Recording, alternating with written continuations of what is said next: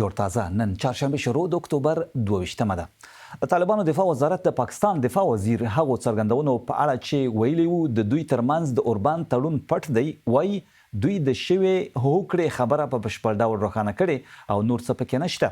طالبانو دفاع وزارت یو اعلامیه کې راغلي چې هوکړه لیک کې بشپړ اورباند، یو بل ته درناوی او یو د بل پر امنیتي ځواکونو، ملکیانو او بنسټونو له بریدونو ډډه کول شامل دي. دا خبر داسې وخت شوی چې تورخم لار لا هم تړلې ده، داسې حال کې چې دواړو غاړو ته بارلېږدونکې لارۍ ولاړې دي او دوه اړخیزه سوداګري ورسره لویو زیانونو سره مخامخ کړې ده. سپین بولدک چمن لار بیا د دوحې اوربان تړون وروسته څه وخت لپاره پرانیستل شوې وه چې ترڅ کې افغان کورنۍ بار کانټینرونه یو بل اړخ ته اوښتي دي. تورخم کې بیا د ګمرکونو او بار سکانولو ماشینونه بیرته فعال شوي، یوه داسې نښه چې ښیي دا لار ښایي پرانیستل شي. تورخم او سپین بولدک چمن لارې چې د اونۍ زرګونه ټنه توکي ترې او بل اړخ ته اوړي د دواړو هیوادونو ترمنځ د مرګونو نښتو پایله کې تړل شوي دي. په ډیورنډ کرښې چمن کې هم سلګونه په توکو بار لارۍ ولاړې دي او چلونکي له تاوانونو شکایت کوي. ځایي کاروبارونه د پلور کچې ټیټوالي سره مخامخ دي. په تیره بیا هغوی چې میوې او سابه پلوري. ځایي خبریال حضرت علي پرې دا ریپورټ رالیږلی.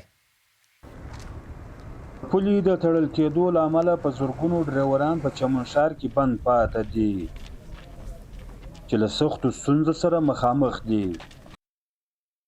مونږ نن تقریبا چې 10-12 ورځ کېږي چې د کراچۍ څخه راوتي یو، دلته ولاړ یو او ګیټ باندې بهر مونږ ته دا مشکلات دي چې ګاډي وزن نه اچولی، تقریبا چې 50-60 ټنه وزن هم راچولی دی او وزن د باقاعده ټیرونه هم لګولي، ټیرونه هم خرابېږي، کمزوري کېږي. هغه یو ټیر چې کوم د 2 ورځې پوه شي 60 ټنه له لاندې ودرېږي، نو 60 ټنه له لاندې چې ودرېږي هغه د 3 میاشتو کار کوي او چې روان یې هغه د 2 کاله کار کوي. خامخا چې بارډر باندې چې موږ مسافر یو تکلیف یې راته دلته ډوډۍ تکلیف پیسو تقریبا د موټر هم ولاړ دي، تاوان هم روان دی. هغه کې یو موټر هم لګېدلی او پوه شوې او پرون چې کوم تش موټر راواوښتل هغه هم لګېدلي وو. تاوانونه خو په حساب کې د لکونو کروړونو روپو تاوانونه، ځکه چې دا موټر ولاړ دي که دا ټول تاوان دی که نه. پردي مالونه به بار دي، کانټینرو سل ډالر ډیمارج یا نیم سو ډیمارج را رواني، داسې زموږ 10,000 روپۍ دیاړې د ورځې ودرېدو. بلخوا د چمن او سپین بولدک د پولې د تړل کېدو له امله د تازه میوو سوداګر وایي چې دوی ته هره ورځ په میلیونونو روپۍ تاوان رسیږي. زموږ د چمن پر څنګه باندې چې کوم کاروبار شروع دی په هغه کې د تازه میوجاتو دغه 3 میاشتې سیزن پر دا بارډر باندې شروع وي چې دا د افغانستان څخه هم په زیات شمیر باندې میوې راځي د پاکستان ته او د پاکستان څخه هم ځي، ځکه دا وخت د پاکستان څخه چې د میوې کم دغه دی د کیلې دلته ډېر غټ کاروبار شروع دی او دا خوا چې دی د انارو د انګورو ډېر غټ کاروبار شروع دی. برحال د خشکې میوې هم دا وخت ډېر غټ کاروبار او دغه شپې چې راځي بدبختانه د دغه پیښې د وجې څخه نن 10 د زموږ کاروبار ولاړ دی.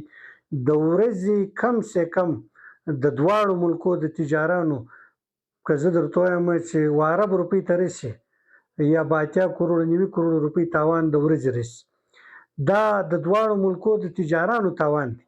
و ملکو ته په کار دا ده چې په داسې ناخوشګوار حالت کې بارډري او تجارتي حالات چې دي هغه دی نه کې بند، ځکه کاروبار چې جاري د ملکو په مابینځ کې بیا داسې ناخوشګواره واقعې هم کمې راځي او بل هغه کم خلک چې دي د هغو په مابینځ کې هغه نفرتونه او هغه شیان هم ختم کېږي. د چمنشار او دا ډول د بلوچستان بېلابېلې سیمې د افغانستان له سبزیو او تازه میوو سره تړلې دي.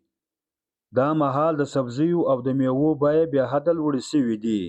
د کوم د بارډر لار چې بنده شوې ده د هغه خوا سره راتلل، ټماټر راتله، انار راتلله او دغه شیان چې کوم له خوا سره راتله، پیاز راتلله، نو دلته قیمتونه ډېر نارمل قیمت روان.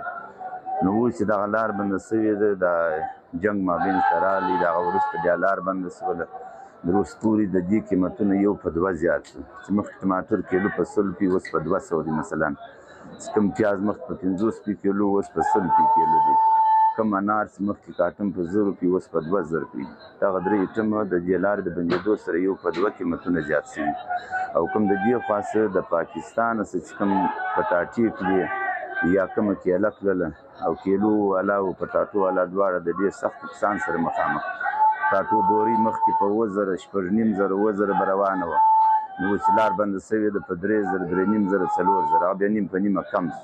د چمن ډیر خلک له سپین بولدک سره په سوداګري بوخت دي. په دې واړه ګڼ نفوسي ښار کې صنعت او یا لوی زراعت نشته. دلته خلک غوښتنه لري چې د سوداګرۍ دا لار دې ژر در ژره پرانیستل سي. دا د چمن هغه لویه لار ده چې افغانستان ته غځېدلې ده. د 10 ورځو راهیسې دغه لار د هر ډول تګ راتګ او تجارتي فعالیتونو لپاره تړلې پاتې ده. یوازې افغان کډوال ته د ستنېدو اجازت ورکول شوی دی.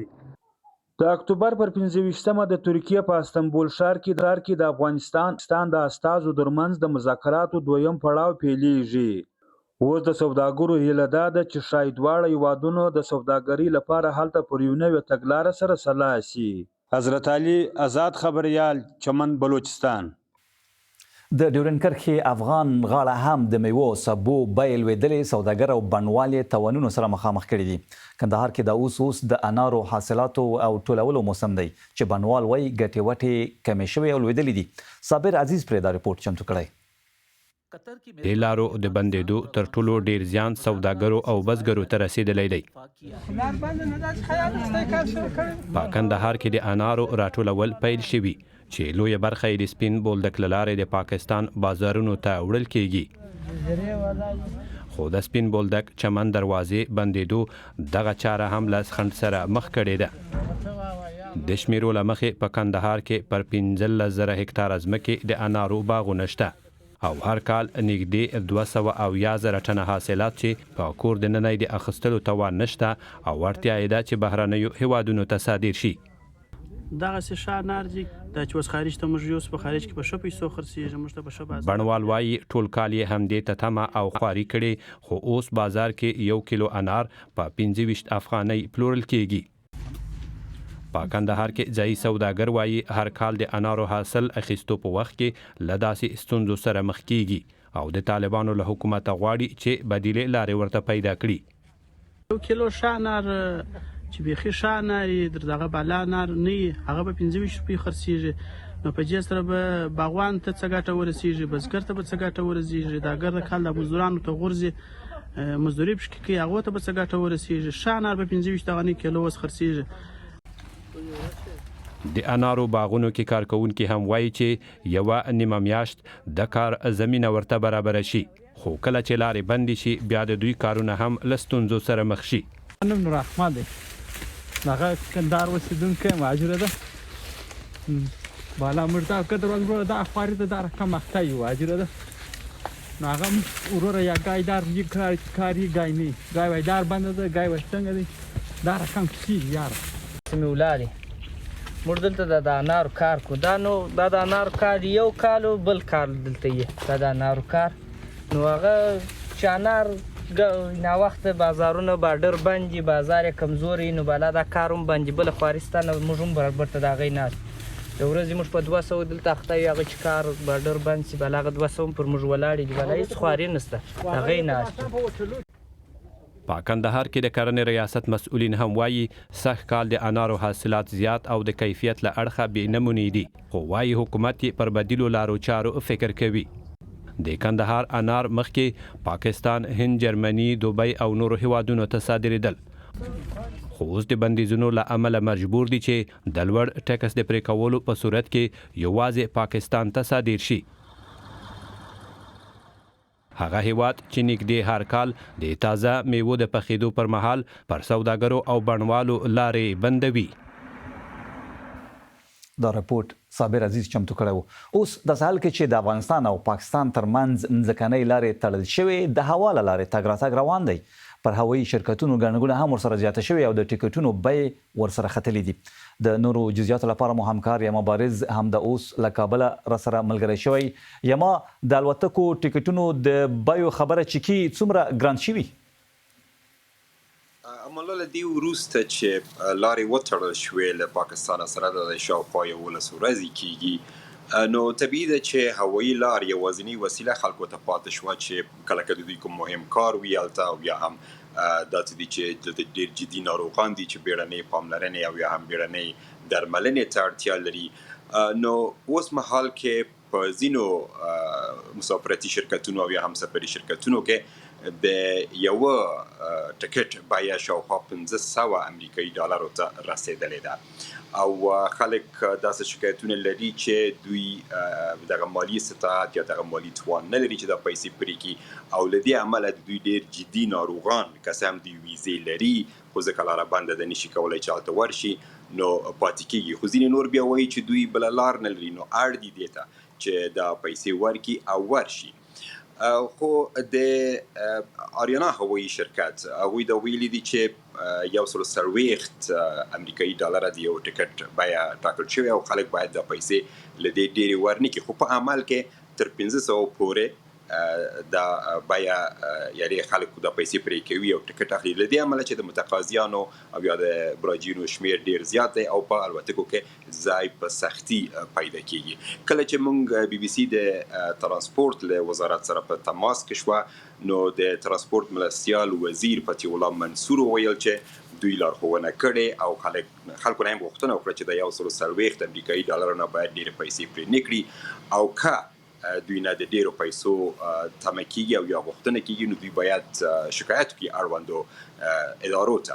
خو د خلکو وینا دا ده چې دوی مثلا یا ډېر عاجل کار لري بیړنی کار لري او یا ناروغانې دي چې مثلا د سرطان مرضی باندې اخته خلک شته یا ځینو کسانو ماته وویل چې دوی د زړه ناروغي لري او اوس وخت د دې رسېدلی دی چې باید ورشي ځکه چې درمل چې ورته ورکړل شوي وي هغه وخت چې ورته ورکړل شوي وي هغه اوس پای ته رسېدلی دی نو دوی اړ دي چې ورشي. نو بیې لوړې شوي دي تقاضا ډېره ده او هوایي لاره یوازینۍ وسیله ده اوس خلکو لپاره چې د درملنې او یا کوم بل کار لپاره چې دوی لري چې پاکستان ته ورشي. مننه همکار مو مبارز و کابل کې د ځای پاکستان ته د هوا له لارې د سفرونو تازه جزئیات راکول. مننه.